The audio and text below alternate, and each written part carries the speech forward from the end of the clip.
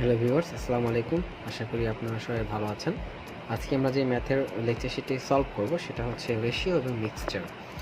এই লেকচার শিটে রেশিও এবং মিক্সচার সম্পর্কিত বেশ কিছু প্র্যাকটিস দেওয়া আছে এবং এই প্র্যাকটিসগুলো অনুসরণ করার মাধ্যমে আমরা রেশিও এবং মিক্সচার সম্পর্কে যে বেসিক আইডিয়া আছে সেটা আমরা ক্লিয়ার করার চেষ্টা করব।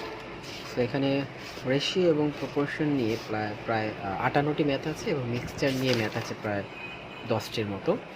সো এই ম্যাথগুলো আমি আপনাদেরকে সমাধান করে দেখাবো এবং এর থেকে আপনারা দেখবেন যে কীভাবে রেশিও এবং প্রপোর্শন এবং মিক্সচার সম্পর্কিত ম্যাথগুলো সমাধান করা যায়। ওকে, এখানে বিভিন্ন ধরনের ম্যাথ দেওয়া আছে, এগুলো আমরা সলভ করে আপনাকে দেখাবো। তো প্রথমে আমরা যেটা করব, বেসিক কিছু ডিসকাশন করব যে রেশিও এবং প্রপোর্শন সম্পর্কে বেসিক কিছু কনসেপ্ট ক্লিয়ার করার চেষ্টা করব। তো প্রথমে আমরা যে জিনিসটা দেখব সেটা হচ্ছে রেশিও কাকে বলে। ওকে, এখানে বলা আছে ratio is simply an expression of fraction. Ratio হচ্ছে ফ্র্যাকশনের একটা প্রকাশ। যেমন 2/3, এটাকে যদি আমি রেশিও করে লিখি তাহলে আসবে 2:3। ওকে, সো রেশিও মূলত কিছুই না, রেশিও হচ্ছে যে একটা ভগ্নাংশের একটা প্রকাশ।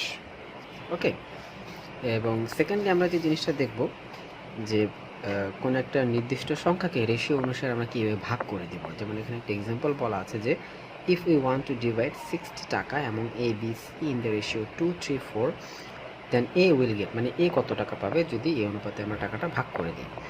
সো এটা আমরা কীভাবে করব? সো আমাদের যেটা করতে হবে, আমরা এ কত টাকা পাবে সেটা বের করব।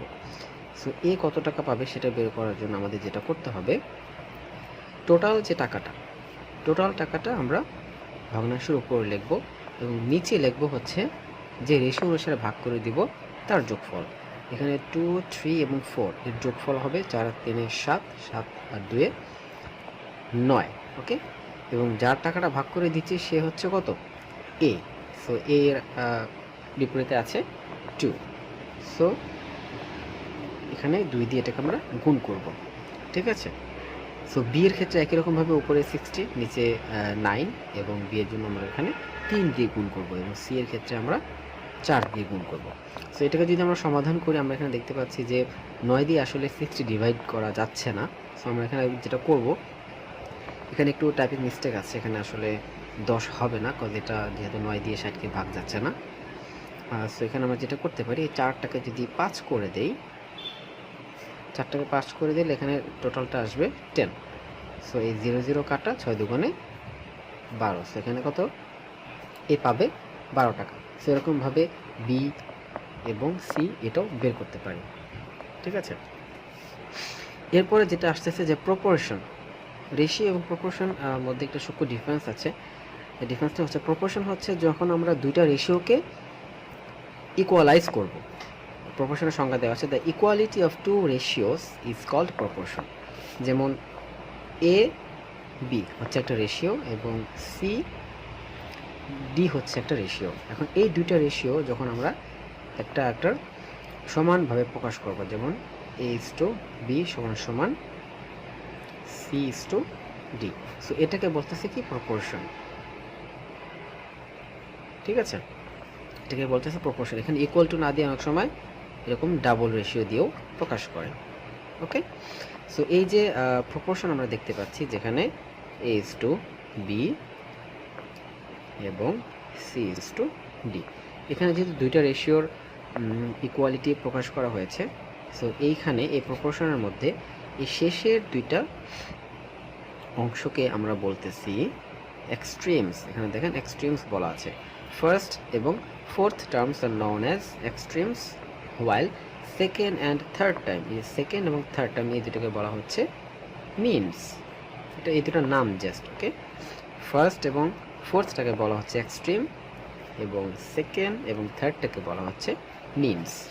ওকে, সো ইন এ প্রপোর্শন, এখানে একটা ফর্মুলা আমরা শিখবো এখানে, যে একটা প্রপোর্শনের ক্ষেত্রে কি হয়, product of means equal to product of extremes. That means এখানে আমরা এটা একটা জিনিস প্রকাশ করতে পারি যে এডি ইকুয়াল টু বিসি। এ এবং ডি কি ছিল? এক্সট্রিমস, এবং বিসি কি ছিল? মিনস। যে এক্সট্রিমসের গুণফল ইকুয়াল টু মিনসের গুণফল। ঠিক আছে, সো এটা দ্বারা আমরা একটা ম্যাথও দেখবো, এক্সাম্পলের মধ্যে আছে। সেখানে জাস্ট আমরা ফর্মুলাটা শিখলাম যে প্রোডাক্ট অফ মিনস, প্রোডাক্ট মানে হচ্ছে গুণ, এবং প্রোডাক্ট অফ এক্সট্রিমস, এই দুটো সমান, একে অন্যের সমান। আচ্ছা, নেক্সট আমরা যে নিয়মটা দেখবো সেটা হচ্ছে if a is to b সমান সমান 2:3। সো এখানে a হচ্ছে 2 এবং b হচ্ছে 3, এবং b is to c, যেখানে b হচ্ছে 5, c হচ্ছে 7, then to find a b c। So এখানে আমাদের একটা প্রপোর্শন রেশিও দেওয়া আছে, দুইটা রেশিও দেওয়া আছে, a is to b, b is to c। এখানে আমাদের যেটা করতে হবে a b c এর মান বের করতে হবে। সো আমাদের এখানে রেশিও দেওয়া আছে কয়টা, যে a is to b সমান সমান দেওয়া আছে 2:3, এবং আরেক জায়গায় b is to c দেওয়া আছে, যার মান হচ্ছে 5:7। দেখেন এই এক্সাম্পলটা আমাদের ম্যাথ করার ক্ষেত্রে লাগবে, আমরা যখন ম্যাথ করব তখন এই এক্সাম্পলটাও আসবে সেখানে। সো আমরা এটা কীভাবে সমাধান করব, যে আমাদের বের করতে হবে কি a is to b is to c কত হবে। ওকে, সেখানে আমরা যদি খেয়াল করি, যেখানে a b d c, so দুই জায়গায় একটা জিনিস কমন আছে, বিটা কমন আছে, কিন্তু এই মানের ক্ষেত্রে আমরা দেখতে পাচ্ছি এখানে b এর মান হচ্ছে 3, কিন্তু এখানে b এর মান হচ্ছে 5। সো আমরা যেটা করতে পারি, এই b এর মান দুই জায়গায় ভিন্ন ভিন্ন আছে, এই দুটোকে যদি আমরা এক করে ফেলতে পারি, মানে সেম করে ফেলতে পারি, তাহলে b এর জন্য আমি ডাবল b না লিখে একটা b লিখতে পারি। এখন যদি আমি লিখতে চাই তাহলে লিখতে হবে কি a is to b and b is to c, এইভাবে লিখতে হবে। এখানে b এর মান দুইটা চলে আসতেছে, কিন্তু bটাকে যদি আমি একটা ভ্যালুতে কনভার্ট করতে পারি তাহলে আমরা a is to b is to c লিখতে পারি। তো সেটা কীভাবে করতে পারি, এই যে b এর যে দুটা মান আছে এই দুটা লসাগু আমরা বের করব। সো 3 এবং 5 এর লসাগু আমরা জানি এবার হচ্ছে না, সো দুটাকে আমরা সিম্পলি গুণ করে দিব, 3:5 সমান 15। সো 3 এবং 5 এর লসাগু হচ্ছে 15। সো আমরা যেটা করব, এই 3টাকে 15 বানাবো এবং এই 5টাকে 15 বানাবো।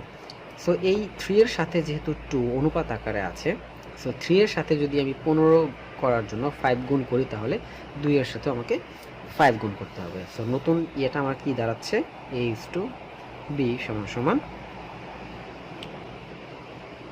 2 into 5 is to 3 into 5, উভয় পক্ষকে আমি 5 দ্বারা গুণ করছি, যেহেতু আমার উদ্দেশ্য এটাকে 15 বানানো। ওকে, এটা 15 হয়ে গেল, b এর মান 15 হয়ে গেল, এবং a এর মান হয়ে যাচ্ছে 10।